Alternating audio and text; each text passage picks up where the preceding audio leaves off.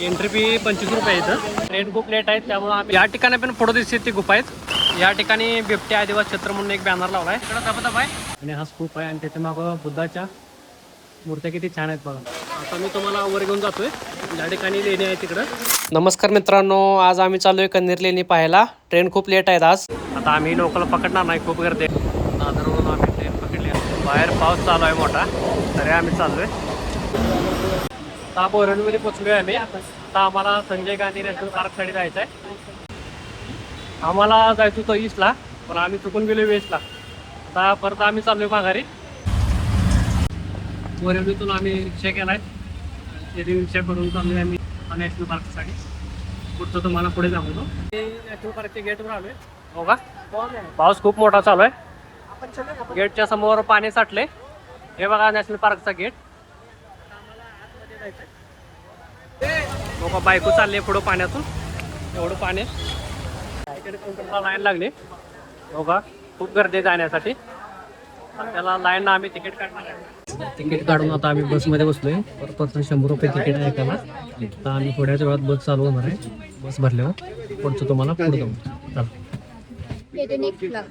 तो कन्हेर लेणीचा बोर्ड आहे, तिथून लेणी चालू होतात. बघा किती सुंदर पाणी वाहतंय त्याच्यावरून. एंट्री फी 25 रुपये इथं. आता आम्ही आतमध्ये एंट्री केली. पाणी किती छान पडतंय बघा. आता मी तुम्हाला वर घेऊन जातोय. ज्या ठिकाणी लेणी आहे तिकडं हा रस्ता आहे तिकडं जाण्यासाठी. पाऊस खूप आहे. हे बघा इथून लेणी चालू होतात आणि सध्या पावसाचं वातावरण असल्यामुळं सगळं पाणी. त्या ठिकाणी बघा किती मोठी गुफा आहे. तुम्ही बाजूने पाणी पडतंय. पाणी पडतंय.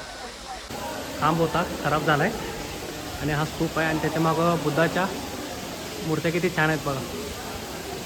आणि हे सर्वत्र बुद्धाच्या मूर्त्या कोरलेल्या आहेत. इकडं पुढं पण असं गुफा टाईप आहे आणि त्याच्या पुढं सुंदर असा नजारा आहे बघा. पाऊस पडतोय.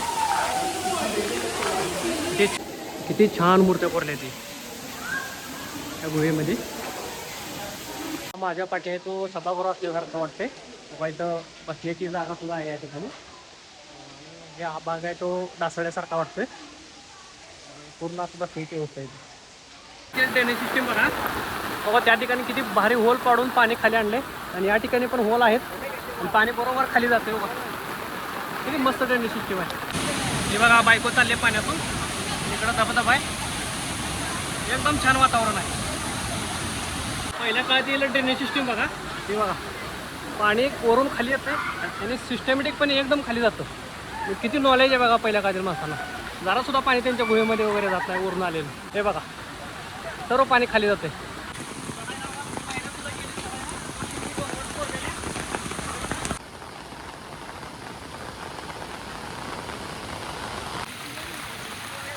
सिस्टमॅटिक पायऱ्या केलेत वरती जाण्यासाठी, इकडं जाण्यासाठी. बघा हा छोट्या छोट्या पायऱ्यावरून वर जाऊ शकतो आपण.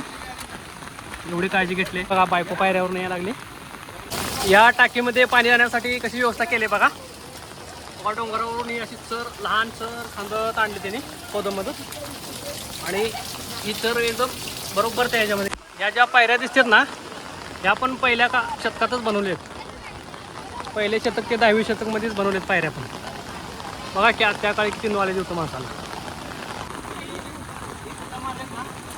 पाणी खाली जाण्यासाठी ड्रेनेज सिस्टीम आणि ही बरोबर खाली या टाकीमध्ये जातं पाणी.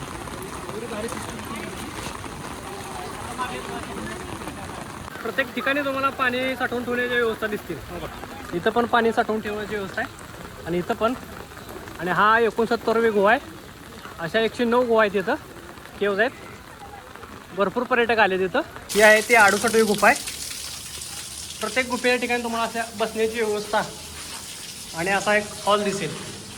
हो का अंधार आहे एकदम, पण बाहेर किती पण वातावरण गरम असतं, त्या आत एकदम थंड वाटणार अशी व्यवस्था केली आहे इथं. हा त्या हॉलातून लहान हॉलातून पाणी खाली पडतंय आणि त्या डबऱ्यामध्ये पडून हे पाणी इकडे जाते आणि ह्या टँकमध्ये पाणी जाते.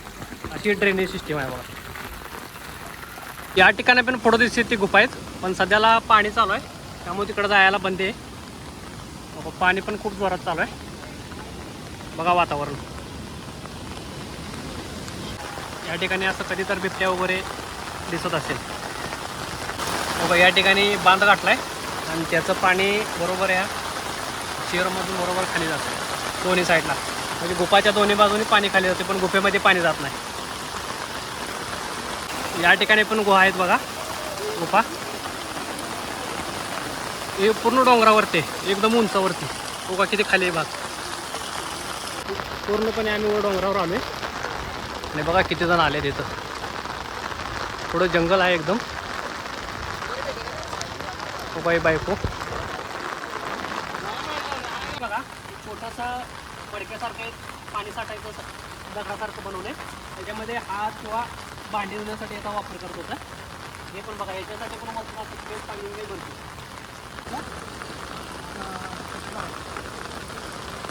पावसाळ्यात असं खूप मस्त वातावरण केलं.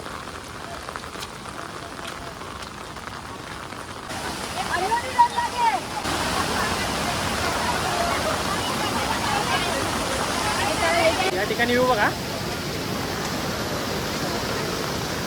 पूर्ण डोंगरावर सगळं पाणी या ठिकाणी गोळावून खाली जाते. अशी ड्रेनेज सिस्टीम केली या ठिकाणी. वरतून असं पाणी येते. अशा प्रकारे कनेर लेणी फिरून झाले. आता आम्ही बस पकडून घरी चाललोय.